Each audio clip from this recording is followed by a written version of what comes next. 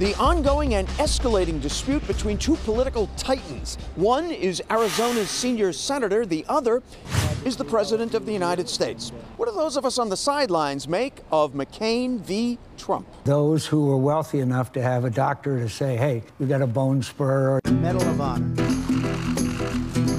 they were excused. It's kind of a sideshow. The man takes no slight, no negative shine, no whatever.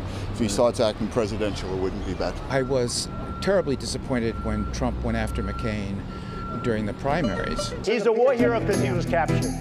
I like people that weren't captured, okay? I hate to tell you. I think that it was appropriate for McCain to stand up to him. I'm happy there's one to start the trend and kind of not go with the status quo of the new guy in the White House. I just want to see my friend Bernie Sanders in Somerville. So you can tell where I stand on this.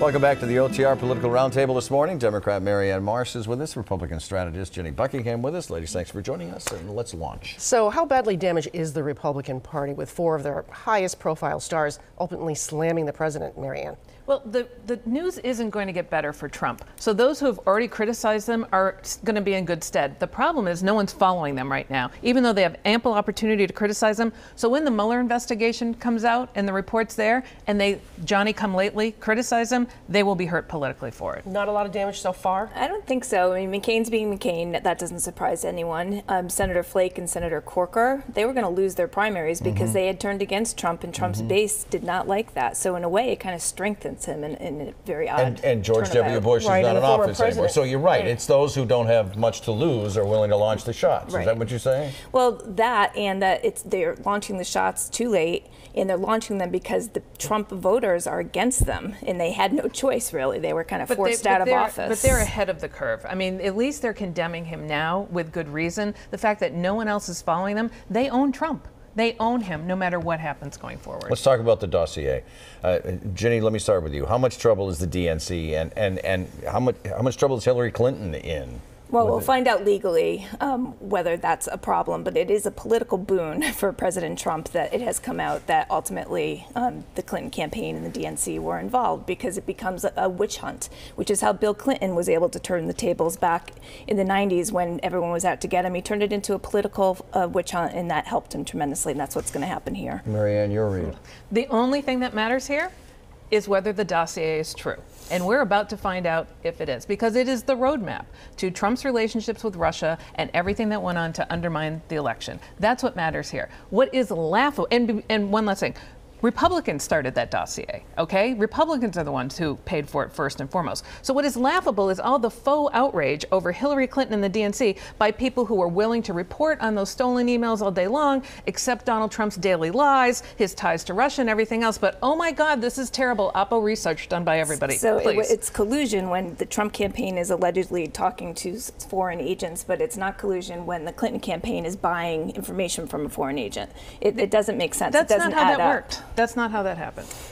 We're still combing through the JFK assassination files, but what do they tell us about the CIA and the FBI back then compared to today, especially when it comes to potential security risks in the rest of the files that have not yet been released? We'll start with you, Jenny.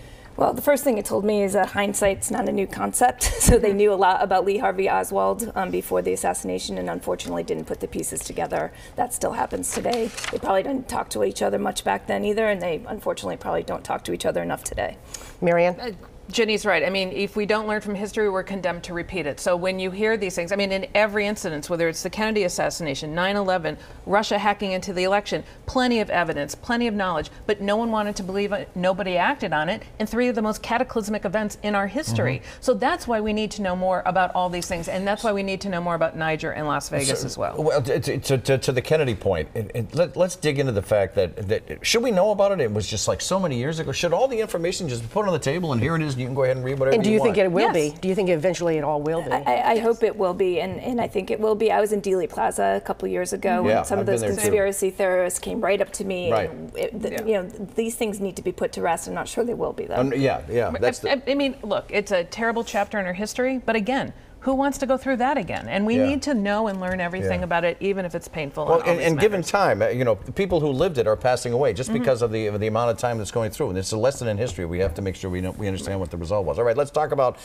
Scott Brown. And in Samoa, Ambassador Scott Brown is being scolded for inappropriate remarks to men and women during a formal ceremony. Simply a case of cultural awareness, Marianne? Who could have seen this coming? Hard to say.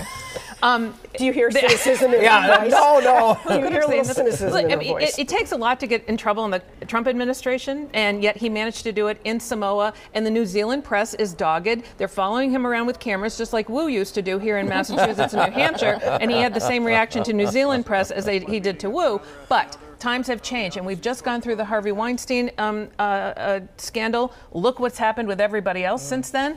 And this may be a different day for Scott Brown. We'll see. So I'm not going to pile on. I think that was well said. I will give him credit for accepting the guidance and advice of the State Department, and hopefully he learned his That's lesson. where I was going to go. He Yeah. did offer the mea culpa in the end. He did, so Yeah. good for him. Meanwhile, another Republican has jumped into the Massachusetts Senate race hoping to replace Senator Elizabeth Warren. John Kingston is his name. He claims he has the resources and the resume. What's your assessment, Jenny? He doesn't have the base. He doesn't have the base that Jeff Deal does. And Beth Lindstrom is a woman and offers a different look. So he has money. He's a white businessman. Well, I'm glad there's a lot of voices in the race. Anything to say about this one? Anyone who starts a race by getting in it and telling the one woman in the race to get out because he's more qualified, even though he's never run, and Beth has run many campaigns, and he will pay for her debts, which is illegal, is not ready for prime time. So bring it, John Kingston. Go ahead. Good luck to you. We continue on the record, and here's a hint. When we come back, we'll talk turkey.